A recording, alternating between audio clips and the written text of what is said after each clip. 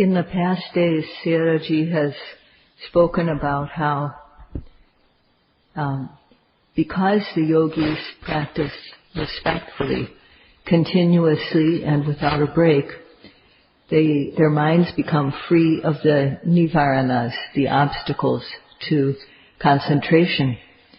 And he mentioned how the knowledge that clearly sees nama and rupa, Dhamma Vavatana arises.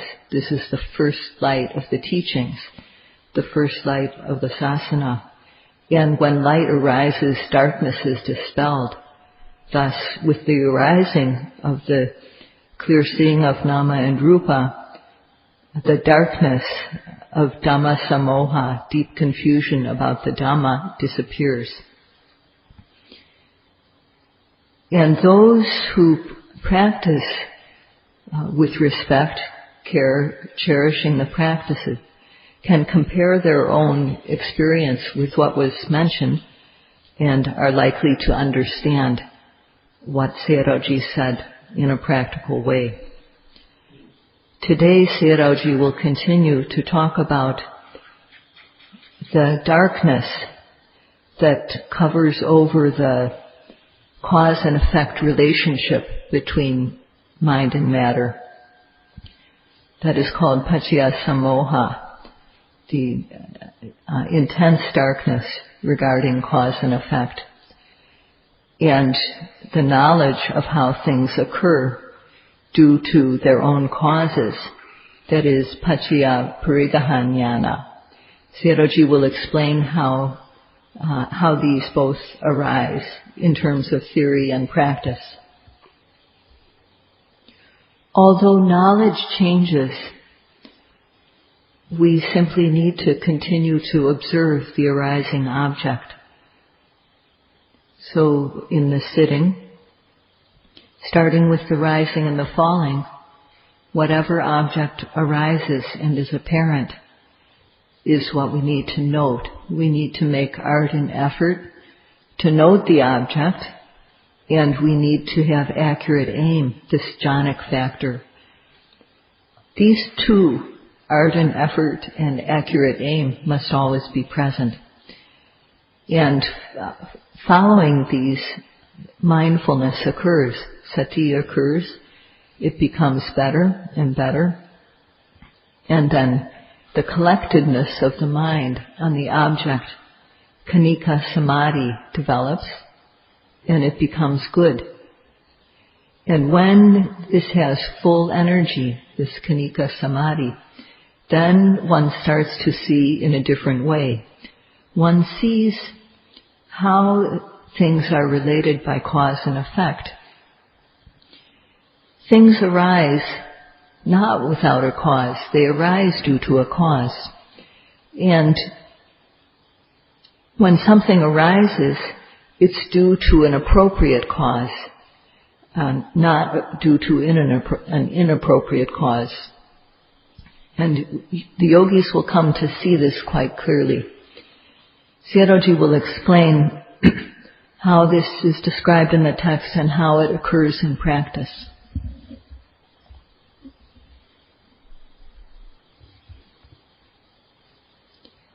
When we read a book that's very interesting, on each page of the book there are sentences, and when we read it one time we know the meaning. When we read a sentence one time, we know the meaning, but we don't know it in a deep way yet. Why is that? It's because we haven't read every word and seen how words are related to one another in the sentence. Words are related as an adjective and noun, or subject and verb, or the instrumental. These are the terms from Pali, but in all languages, a sentence, the elements of a sentence are related according to the grammar of that language. And when one understands the words in terms of their relationship to each other in the sentence, the meaning becomes more deep. So the second time we read the sentence, it becomes more clear what the meaning of it is.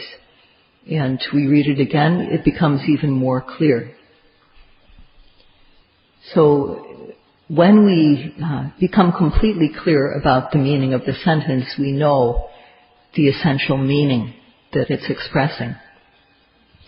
So each time we read a sentence or a paragraph, our knowledge increases. And it's like with the objects that we observe. So we observe the rising, the falling, sitting, touching, lifting, moving, placing, and walking. And you may think, well, every day it's the same. But that's only the case if one is just looking at it lightly, if one's reading the book lightly or just looking at the object in a superficial way.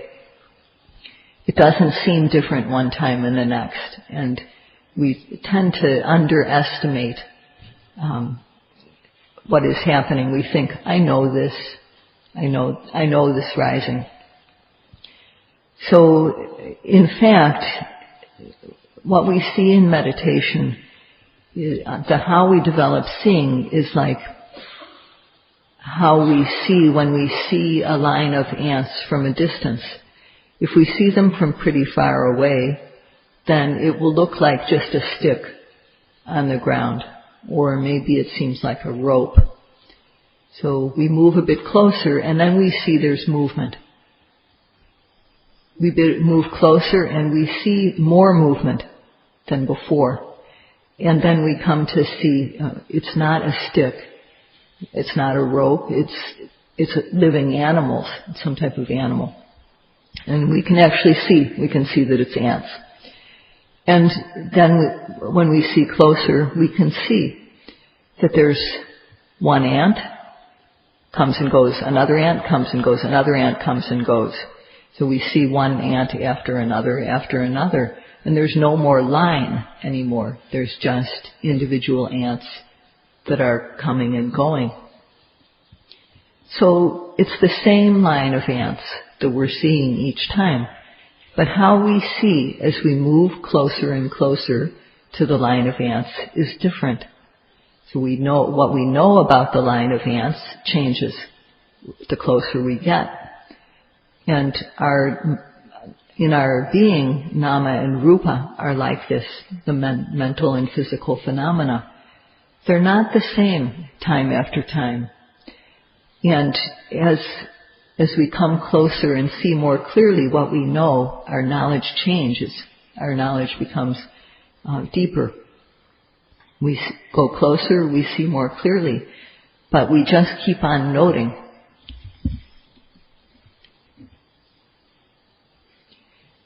Beings that breathe, that have lungs, when they have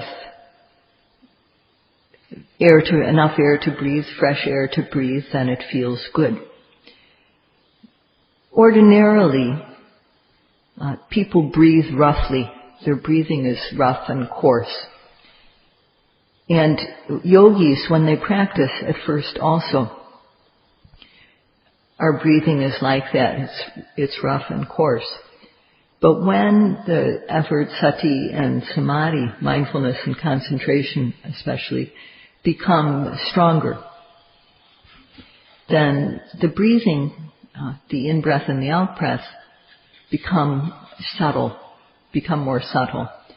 And the rising and the falling also become more subtle, because due to the in-breath, the abdomen rises. Due to the out-breath, the abdomen falls. So when the breathing in and out, because the rising and the falling is connected with the breathing in and breathing out, to the extent that the breathing in and out is clear, then the rising and the falling will be clear. To the extent that the breathing in or breathing out is rough and coarse, the rising and the falling will be rough and coarse. To the extent that the breathing in and out is subtle, refined, then the rising and the falling will also be subtle and refined. When we first start practicing, the rising and the falling occur quite clearly, and maybe 2 or 3 times. But as we continue, it starts to become fainter, especially the falling. The breathing out becomes fainter, becomes more subtle, and the falling tends to become more and more faint, almost so that it's not there. But as long as it appears, even if it's faint, then the knowing mind, the mind which knows the falling, also appears. When the object is subtle and refined, the mind is also subtle. So when the object of the rising and the falling, especially the falling, become subtle, then ordinary effort is no longer able to catch that subtle object. One has to go forward and one has to increase one's effort, increase the intensity of effort.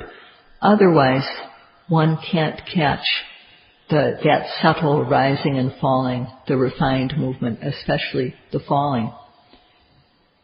So we need to have more intensity when the object becomes more subtle. And as we continue, if there's no more falling movement, then the mind which knows the falling, the mind which notes the falling, it also is not there any longer. Only if the falling is there will the mind arise to note the falling. And then, if the rising is not there, also, the mind which notes the rising will not be there either.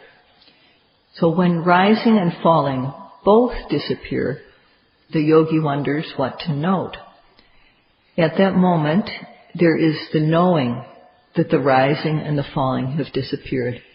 One can note that knowing. Or one can put one's attention on the whole body sitting.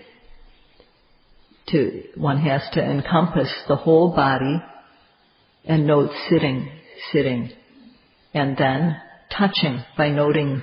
One notes the place where the hands touch each other, or where the ankles touch the floor, or where the bottom touches. So one chooses a touch point and notes touching, alternating between sitting and touching. And then when the rising and the falling come back again, the mind starts to note that. So when the object is clear, the noting mind will also be clear. When the object is faint, the noting mind will also be faint and subtle. When the object disappears, the noting mind will also disappear. So if the object is not there, the mind which notes it is also not there. And this is how the cause and effect are related. Because the object is no longer present, the noting mind does not arise. This is an example of cause and effect relationship that the yogis encounter when they're practicing.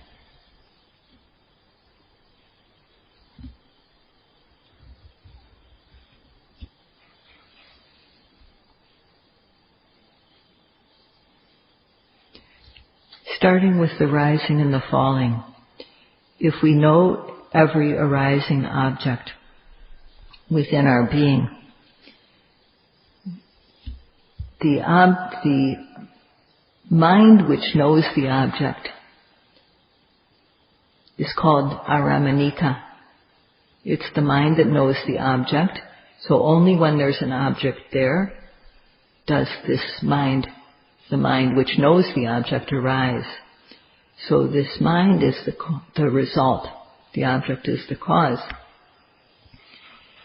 When the falling disappears, the noting mind also disappears. when the rising disappears, the mind which notes the rising also disappears. The noting mind only occurs when there's an object for it to note. If we look at the sky and see a flash of lightning, then we just see for a brief second, we see what is lit up by this lightning, and the darkness is dispelled for a split second. We see what shape the lightning is and what it illuminates. And the knowledge that we develop is like this when we practice. In order to catch it, one has to have ardent effort. With effort comes sati and samadhi. To the extent that our sati, our mindfulness, is good, our samadhi will be good. So based on that, knowledge can arise. And this knowledge will arise for yogis who practice with respect, trying to have as much continuity as possible, not taking breaks, applying themselves every moment as though they were taking medicine that they needed to have. So if a yogi practices with these qualities, within a few days, knowledge develops. If not, then whether one practices 1 month or 2 months or longer, it won't make any difference.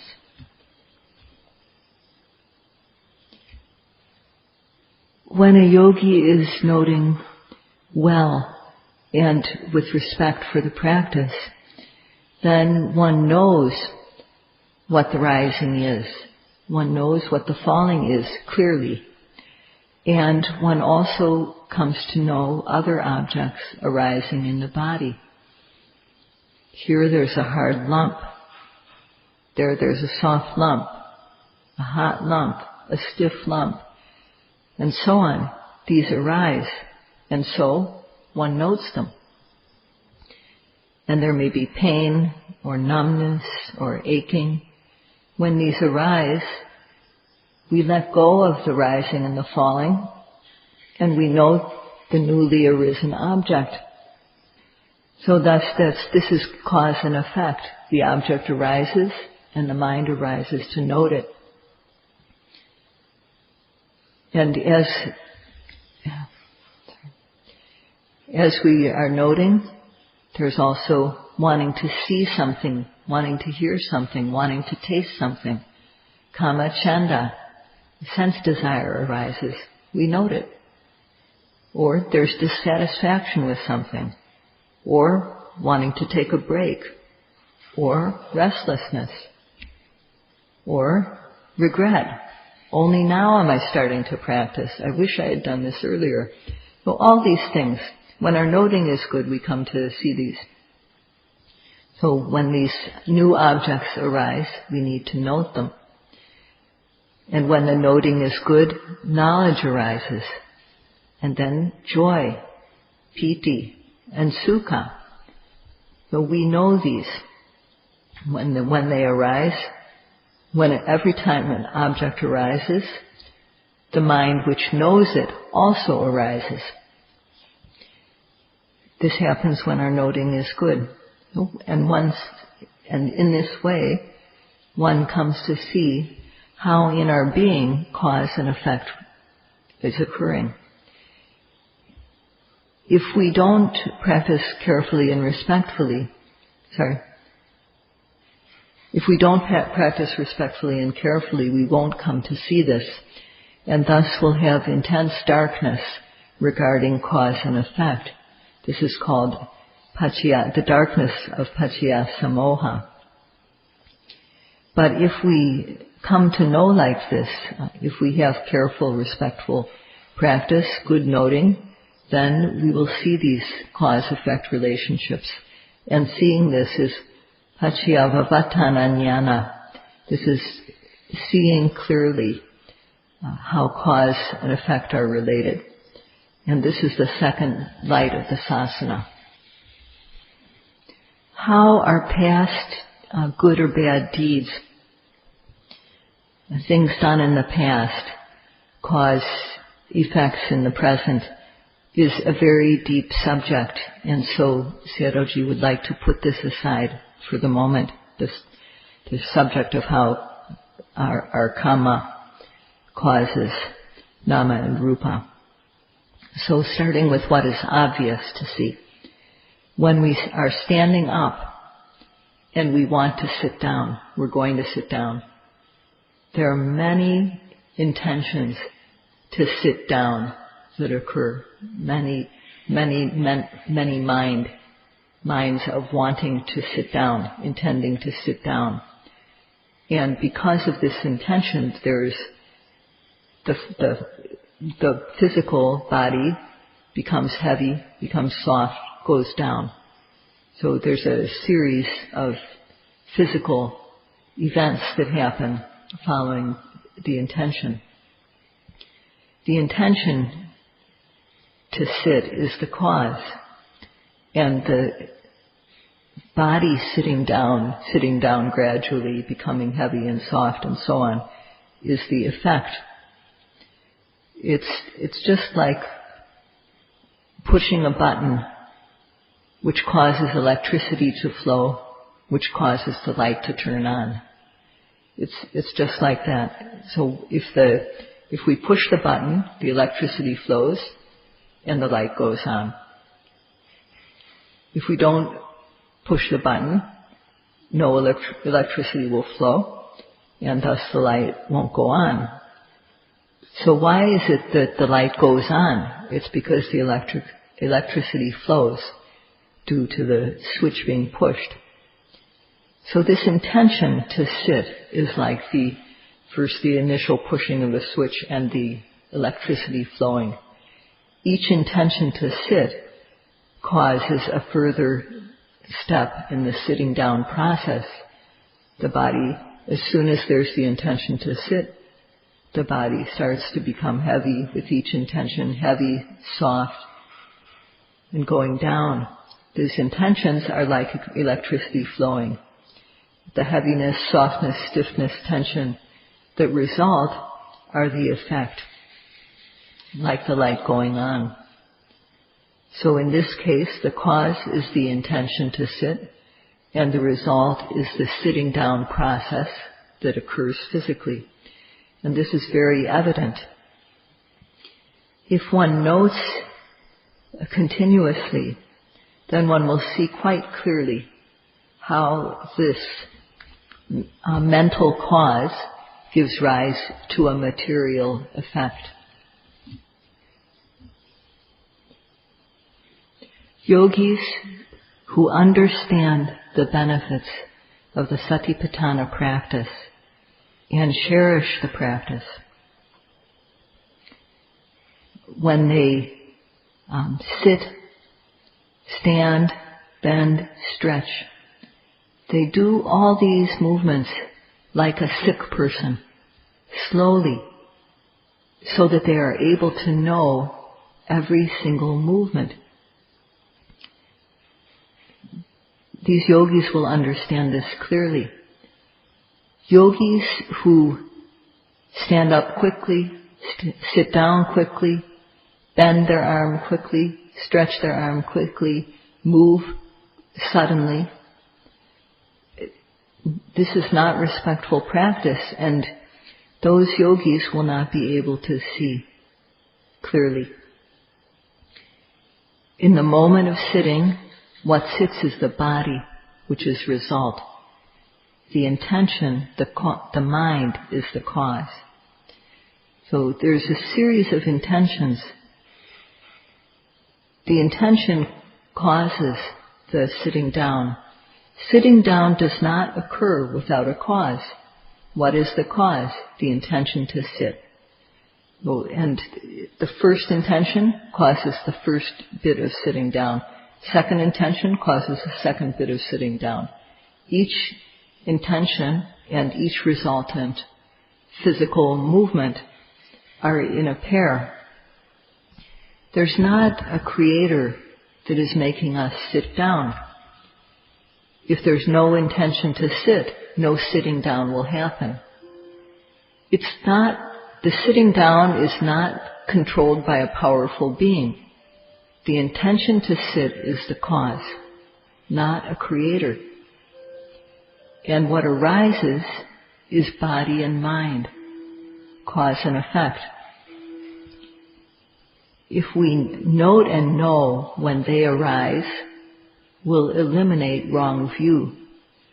When we note and see, we observe and see clearly how nama and rupa occur as cause and effect, that is, by noting them and observing them when they arise, we eliminate the wrong view. First of all, that these things happen without a cause. We see that they happen with a cause. And we also eliminate the view that they occur to some irrelevant cause. This is called visamahetu. We see that they occur due to, they do not come to be because of a creator or another wrong type of cause. So seeing this clearly, the cause-effect relationships of mind and body, is the second great light of the sasana, called Paccaya-Vipattana Jnana. And yogis who practice respectfully and carefully see this clearly, distinctly, undeniably. So we come to know that these things occur,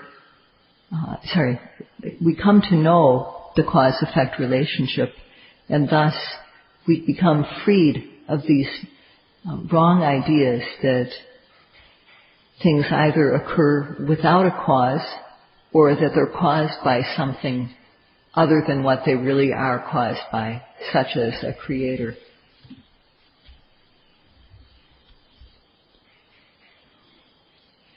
When we're fully sitting down in our place, the body is on the ground, but there are many movements that still have to be made to get our body in our full sitting posture. So there are, as we may shift one leg, put one leg in front of the other, and put the back up straight, and move the hands so that they're touching each other.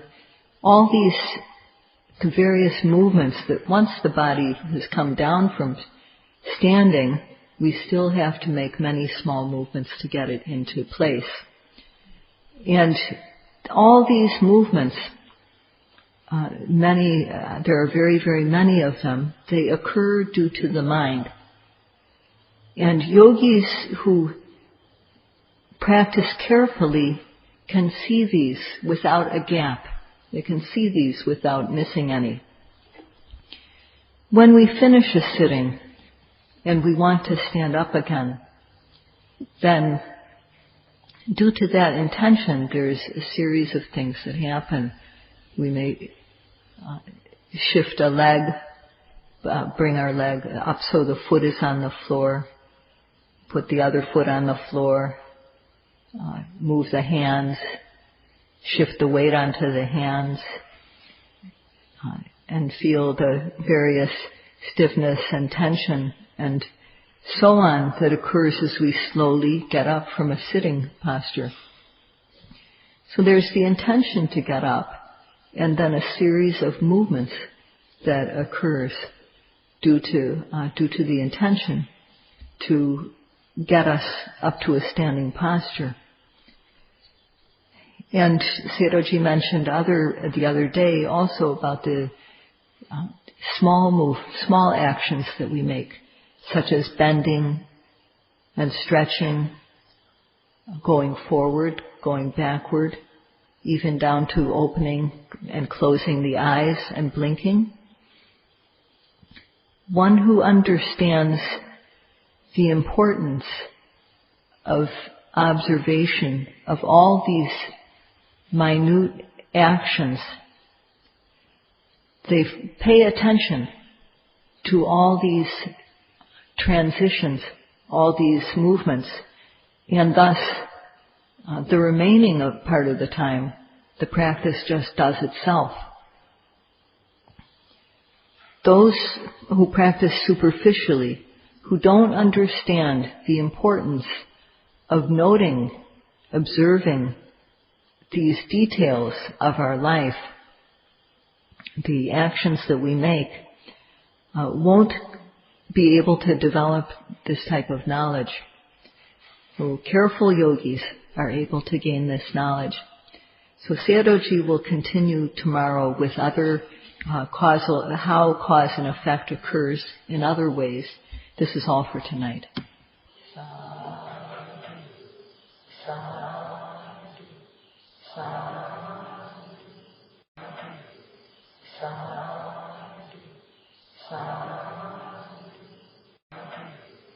Sadhu.